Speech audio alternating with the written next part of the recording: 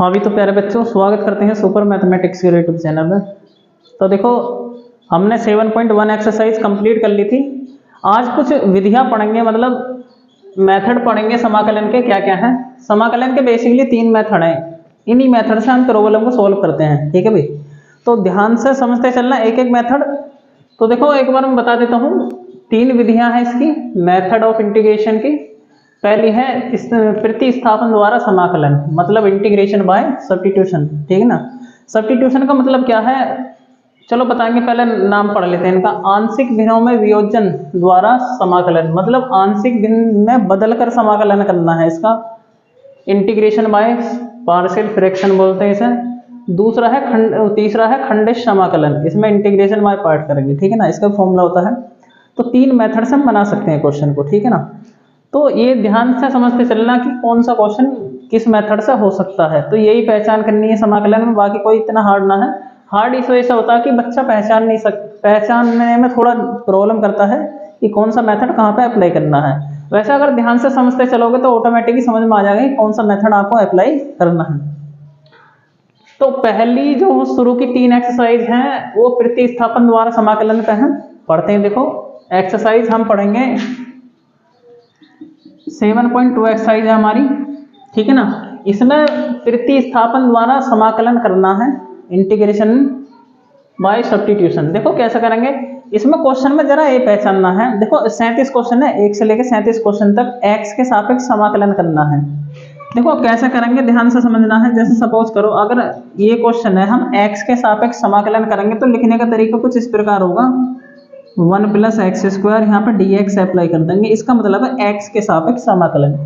इसमें थोड़ा ये ध्यान रखना पड़ता है, इसमें बच्चों अवकलन का सबसे ज्यादा यूज है प्रतिस्थापन मेथड में। ठीक है ना, अवकलन कैसे, ये पहचानना है कि इस फंक्शन में कहीं भी ऊपर हो नीचे हो, उससे कोई मतलब ना है कि किसी का अवकलन है। मतलब जैसे सपोज करो, अगर एक चीज पहचाननी है, अगर x की पावर कहीं पे n लिखा हुआ है और ऊपर हो या नीचे हो, उससे कोई मतलब ना है। और दूसरे केस में x - 1 लिख रहा है, मतलब ये अलग अलग हो सकते हैं। ये ऊपर रहेगा तो ये नीचे रहेगा तो ये ऊपर हो सकता है।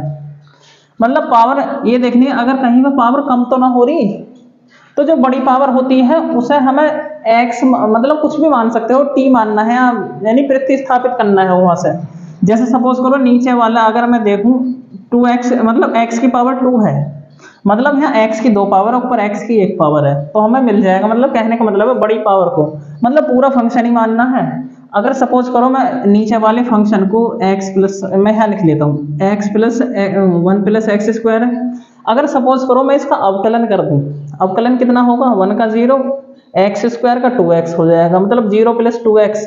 ये तो ऊपर वाली वैल्यू मिल जाएगी ना, मतलब इसका अवकलन ऊपर रखा हुआ है, तो जिसका अवकलन मिल जाए उसे आप t मानोगे इसमें। तो मान लेंगे, माना प्रतिस्थापित करने से t से प्रतिस्थापित कर देंगे 1 + x² को।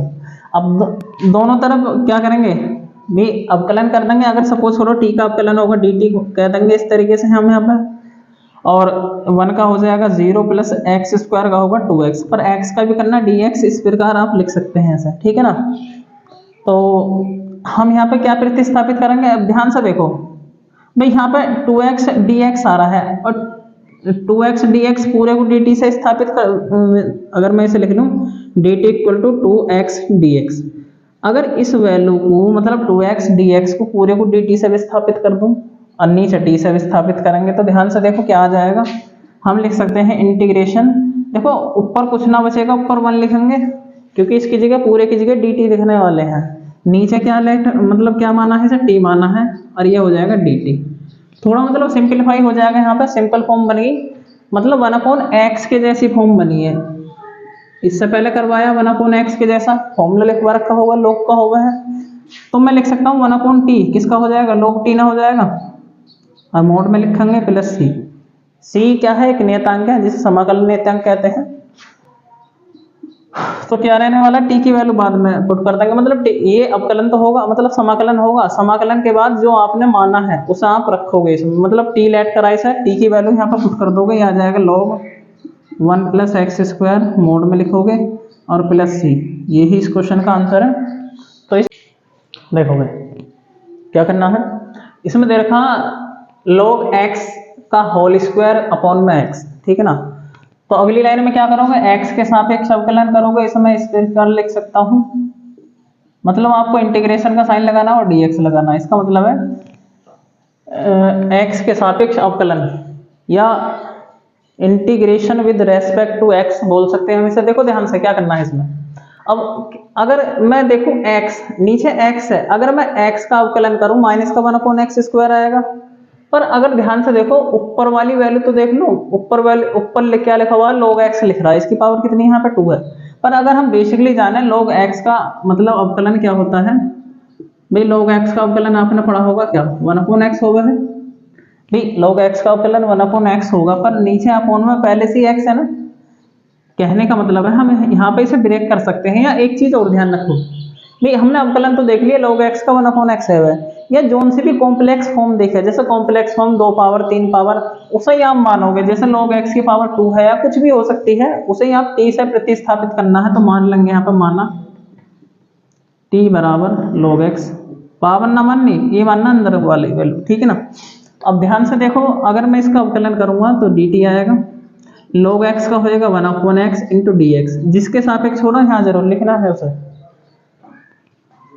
तो यहाँ पे अगर सपोज करो हमें dx की वैल्यू फाइंड करनी है तो इसकी आप मल्टीप्लाई कर सकते हैं यहाँ पे, तो ये dx की वैल्यू जो आ जाएगी ये आएगी x इंटू dt, ठीक है ना। अगर डायरेक्ट यहाँ पे पूरा प्रतिस्थापित हो जाता, हो जाता तो dx से जैसे पहले क्वेश्चन में करा इस प्रकार कर सकते थे, वरना डायरेक्टली dx की वैल्यू फाइंड कर लो, उससे कोई दिक्कत वाली बात ना है।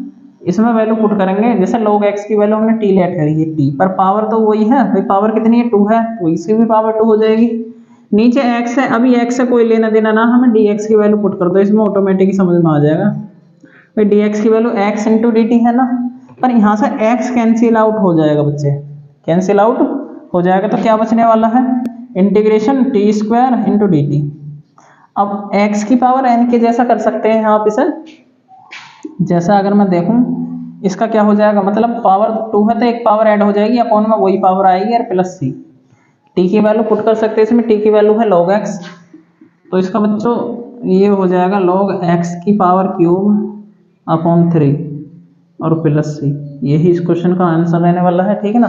तो इस प्रकार बना सकते। तीसरा क्वेश्चन है, क्या करेंगे, मैं इंटीग्रेशन करेंगे इसका 1/x plus x log x, तो आपको किसको ऐड करना है वो आपको समझना है यहाँ पे। अगर मैं देखूं, देखो ऊपर अगर कुछ किलो ना मिल रहा है तो क्या करोगे, अगर मैं ध्यान से देखूं यहाँ भी x है यहाँ भी x है, तो कॉमन तो ले ही सकता हूँ यहाँ से। अगर सपोज करो मैंने x कॉमन ले लिया, नीचे से x कॉमन ले लिया, तो 1 प्लस यहाँ log x बचेगा। पर अभी मैंने बताया है log x का अवकलन क्या होता है 1/x, पर 1/x यहाँ पर मौजूद है पहले से, है ना, है, तो प्रतिस्थापन लगा सकते हैं, पर ये पूरा फंक्शन आपको लेट करना पड़ेगा। अगर सपोज करो log x को आप मानोगे तो 1 प्लस t हो जाएगा, उससे भी कोई लाभ ना होने का, तो 1 प्लस log x पूरे का अवकलन 1/x आ जाएगा ना, इस पूरे को लेट कर लो यहाँ से, तो मान लेंगे, माना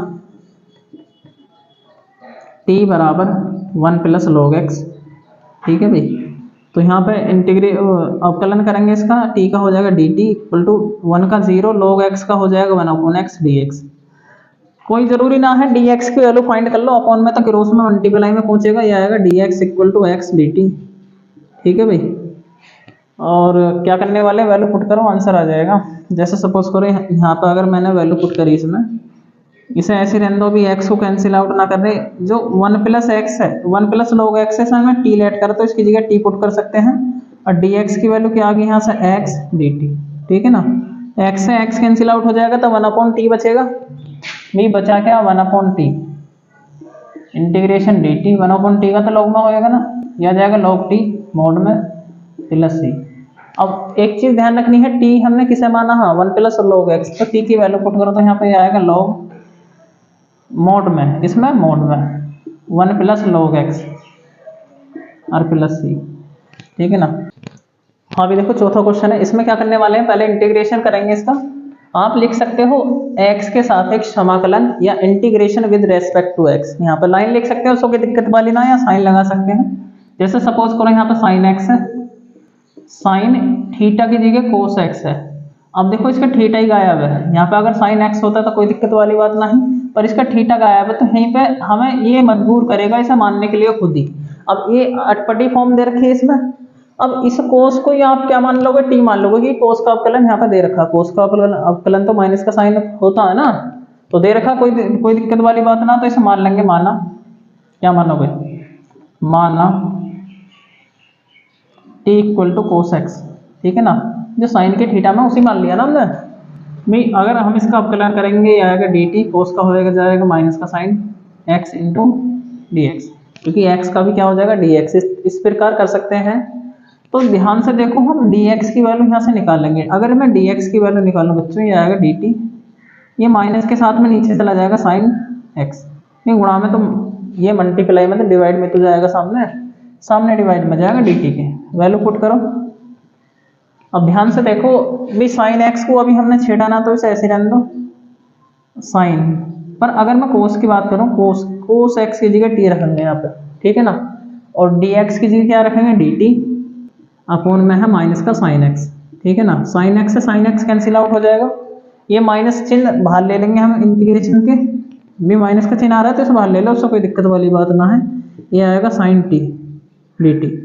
अब साइन का इंटीग्रेशन तो आपने पढ़ रखा, साइन का होता है माइनस का कोस, ये तो माइनस पहले से ही है, इसका हो जाएगा माइनस का कोस टी और प्लस सी, ठीक है ना, माइनस माइनस प्लस हो जाएगा, तो हम लिख सकते हैं कोस टी प्लस सी, टी की वैल्यू यहाँ पर पुट करोगे तो कोस ब्रैकेट में क्या आ जाएगा कोस एक्स, ठीक है ना, क्योंकि टी की वैल्यू कोस एक्स। हाँ अभी देखो 5वां क्वेश्चन है, करते देखो सर, इंटीग्रेशन का साइन लगाओगे यह आएगा sign A X plus B, और ये रहने वाला कोस ए एक्स प्लस बी, ठीक है ना। तो आप इसे दो तरीके से बना सकते हैं, कैसे, अगर मैं ध्यान से देखूं थीटा सेम है दोनों में, क्योंकि साइन का अवकलन कोस होता है, साइन को भी टी मान सकते हैं, दो तरीके से आंसर आ सकता है इसका, और आप कोस को भी टी मान सकते हैं, कोस के पदों में भी आ सकता है, ठीक है ना, क्योंकि समाकलन में एक से ज़्यादा उत्तर आ सकते हैं, उससे कोई दिक्कत वाली बात ना। अगर सपोज करो, अगर मैं कोस को ही लेट कर लूँ, मैं कोस को मान के कर रहा हूँ, अगर हमने लेट करा cos T equal to cos theta में क्या है ए एक्स प्लस बी है, ठीक है ना, आप क्या करोगे, इसे डिफरेंशिएट करोगे, मतलब अवकलन करोगे, इसका अवकलन आएगा टी का डी टी, कोस का हो जाएगा माइनस का साइन, ये अवकलन तो पिछले बुक में पढ़ रखा है ना आपने। देखो चैन रूल अप्लाई होगा, कोस का तो हमने कर दिया, अंदर क्या लिख रहा है इसमें, कोस में थीटा में ए एक्स प्लस बी है, तो इसका भी हो जाएगा ए एक्स प्लस बी का चैन रूल। ए एक्स प्लस बी का चैन रूल क्या होगा, अगर सपोज करो एक्स का तो 1 हो जाएगा, पर ए का जो एक्स का मल्टीपल है ए, वो तो आएगा ही, एक्स का 1 हो जाएगा, प्लस बी का क्या हो जाएगा 0, तो ए की 1 में गुणा करेंगे तो ए आएगा, पर इसे ये थीटा की मल्टीप्लाई बनाए, पूरे की मल्टीप्लाई में इस चीज़ का ध्यान रखना। तो जब ए की आप इसमें मल्टीप्लाई करोगे तो यहाँ आ जाएगा सामने, ये आएगा माइनस का ए, और एक्स का भी तो हो जाएगा, एक्स का डी एक्स लिख सकते हैं यहाँ पे, sine A X plus B D X. अगर मैं डी एक्स की बच्चे वैल्यू फाइंड करूँगा यहाँ से, तो ये आएगा D X equal to D T, देखो माइनस के चिन्ह के साथ में है, तो A sine A X plus B, ये कहाँ से आएगा भाई, ये मल्टीप्लाई में तो सामने डिवाइड में जाएगा ना डी टी के, वैल्यू पुट करो, इसमें वैल्यू पुट करेंगे तो क्या आएगा, ये आएगा साइन, जिसको हमने छेड़ा ना उसे ऐसे लिख दो, किसमें छेड़खानी करी है, एक कोस ए एक्स प्लस बी को हमने टी लेट करा, तो आप इसकी जगह टी रखो ना, बाकी को ऐसे लिखो, डी एक्स की जगह देखो क्या रख सकते हैं, जो वैल्यू आई है, तो यहाँ रख सकते हैं डी टी अपॉन में माइनस का ए sine A X plus B, ठीक है ना, ओहो, ठीक है ना। अब ध्यान से देखो ए एक्स प्लस बी यहाँ भी है, ए एक्स प्लस सॉरी साइन यहाँ भी है और साइन यहाँ भी है, कैंसिल आउट होगा। अब ध्यान रखना है, अंदर जिसके सापेक्ष अवकलन करेंगे उसे ही रोकेंगे, अगर यहाँ पे जैसे ए आ रहा तो इसे बाहर निकाल दो, कांस्टेंट को मल्टीप्लाई में है ना, तो जो माइनस का ए है 1/a इस प्रकार लिख सकते हैं हम इसे, यहाँ टी बच रहा है और ये आएगा डी टी, ठीक है भाई, कोई दिक्कत यहाँ तक। चलो करते हैं आगे, ये रहने वाला माइनस का ए, भी टी का क्या हो जाएगा, ये हो जाएगा टी स्क्वायर अपॉन 2 और प्लस सी। ध्यान से देखो टी की वैल्यू पुट कर सकते हैं, टी की वैल्यू कितनी है कोस, ये वाली, तो ये है कोस ए एक्स प्लस बी पावर 2 है, तो कोस की पावर 2 करनी है यहाँ पे, अपॉन में 2 प्लस सी। ध्यान रखना स्क्वायर टी का है, तो इस थीटा का स्क्वायर ना होएगा तो कोस का स्क्वायर होएगा, हाँ भी तो देखो छठा क्वेश्चन है, इसमें क्या करने वाले हैं, पहले इंटीग्रेशन का साइन लगाओगे, इंटीग्रेशन करेंगे x के सापेक्ष, तो ये आएगा ax प्लस बी और dx रहने वाला है। अब ध्यान से देखो रूट में है ये, अगर सपोज करो रूट x होता तो बड़े आराम से करते थे जैसे पहली एक्सरसाइज में करे हैं, पर अंदर क्या लिख रहा है ax प्लस बी है, तो इसे प्रतिस्थापित कर दो ना t से। अगर नॉर्मल t वाली फॉर्म आ जाएगी तो बड़े आराम से कर सकते हैं जैसे x की पावर n का करते हैं, ठीक है ना। तो इसे लेट करेंगे, let t equal to ax plus B, ठीक है ना। अगर आप ऐसा डिफ्रेंशिएट करोगे ये आएगा a, x का 1 हो जाएगा और b का हो जाएगा 0। मैं डायरेक्ट ही लिख रहा हूँ यहाँ पे, x का करना चाहोगे तो x का हो जाएगा dx।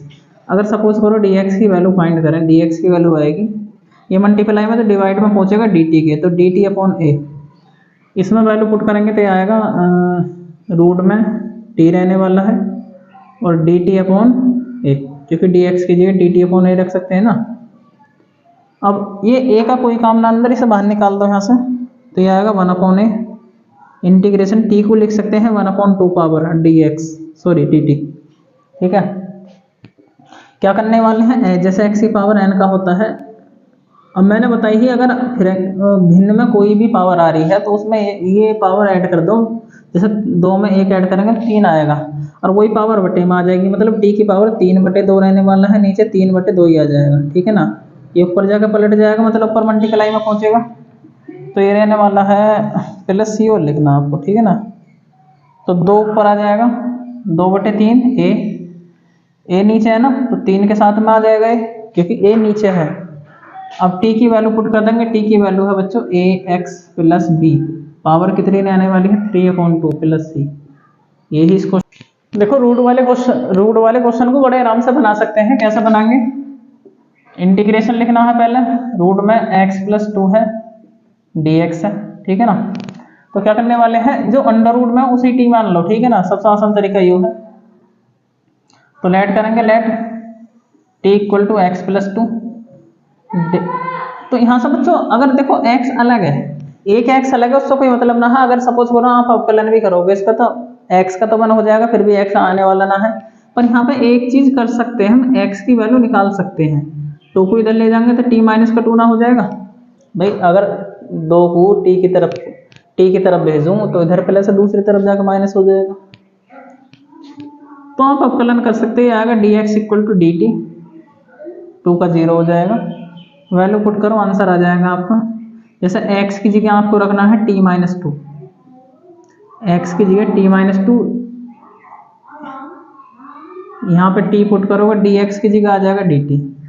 तो एक चीज मैंने बता रखा है, जो ये t होता है इसे t की पावर 1/2 हम लिख सकते हैं, क्योंकि यहाँ पर मल्टीप्लाई करनी पड़ेगी 2 पद अंदर, तो अलग अलग कर लो। जैसे सपोज करो अगर आप t में मल्टीप्लाई हो गए, पावर 1 है, 1/2 जोड़नी है, तो अगर सपोज करो 1 में 1/2 जोड़ोगे तो 2 और 1 3 ना हो जाएगा।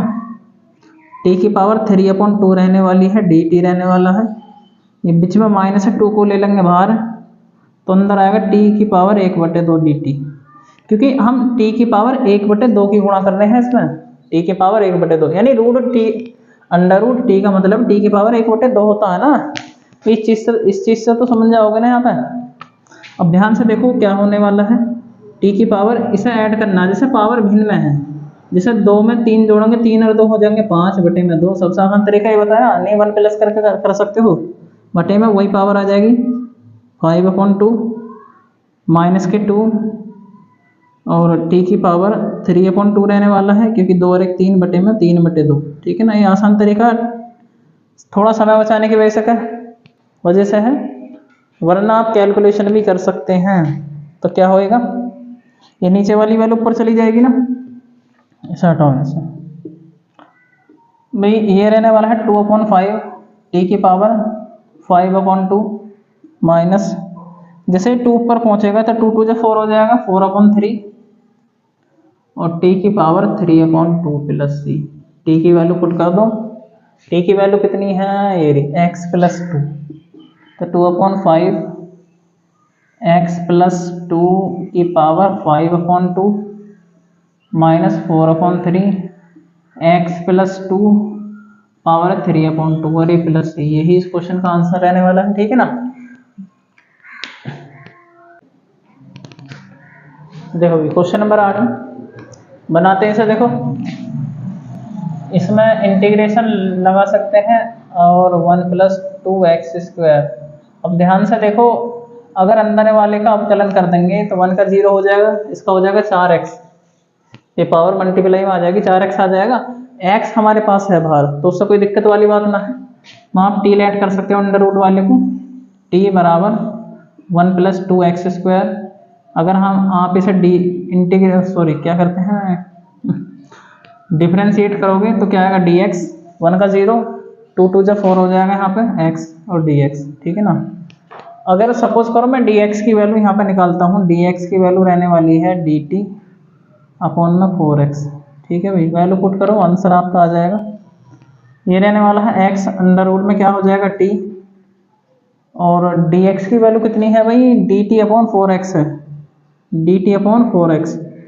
देखो x से यहाँ x कैंसिल आउट हो जाएगा, बाकी आप समझते हो ये 4 तो बाहर निकल जाएगा क्योंकि कांस्टेंट है, कोई भी नंबर हो या ABCD में कोई भी भाई, अगर जिसके सापेक्ष करने हैं अगर वो है तो ठीक है अंदर, बाकी सबको बाहर निकाल दो। जैसे t की पावर 1/2 लिख सकता हूँ रूट को, क्या आएगा, ये आएगा 1/4, इसका तो इंटीग्रेशन हो जाएगा ना। अब t की पावर 1/2 का, t की पावर कितना अभी तो करवाया, हाँ पावर ऐड हो जाएगी ना, 2 में 1 जोड़ेंगे आएगा 3/2, नीचे वही पावर रहने वाली है, और प्लस c, ये तो भिन्न बदल जाएगी ना, ये 4 पर पहुंचेगा, 3 नीचे आएगा, t का मान रख दो, t का मान कितना 1 + 2x², 1 + 2x² की पावर कितनी है 3/2। जैसे 4 से 4 कैंसिल आउट हो जाएगा, यहाँ से 1/3 बचेगा, 1 + 2x² 3/2 प्लस c।